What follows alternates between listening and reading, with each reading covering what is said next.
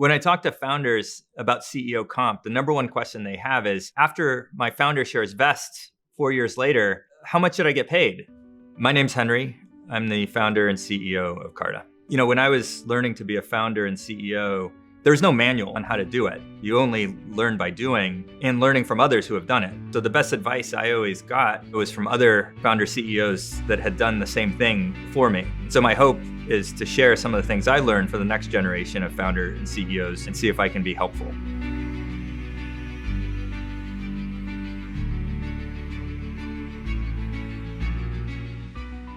When I talk to founders about CEO comp, the number one question they have is, after my founder shares vest 4 years later, how much should I get paid?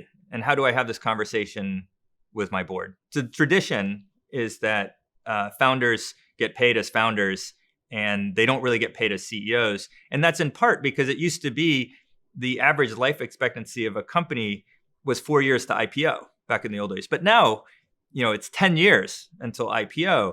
And so the founder shares vest after 4 years. And you've got this long period of 6 years before it becomes a public company. And you've got to figure out what CEO comp looks like. And a lot of CEOs haven't figured that out. There's a standard benchmark for how to have this conversation, which is you should be paid what comparable CEOs are paid. So it's not a guess. It's not a negotiation. It's you should be paid what the replacement cost of a CEO would be. And that's a known value.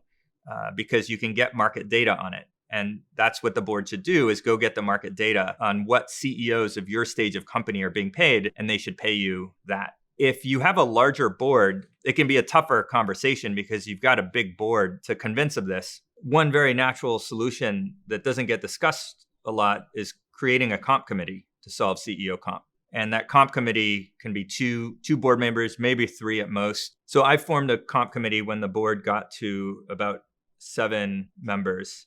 And the comp committee was really designed in part to help me figure out executive comp and also to help me figure out my personal compensation. Because it is awkward for the CEO to make a recommendation about their own comp. But if the CEO works with the comp committee and then the comp committee makes the recommendation, then the board is much more comfortable approving it.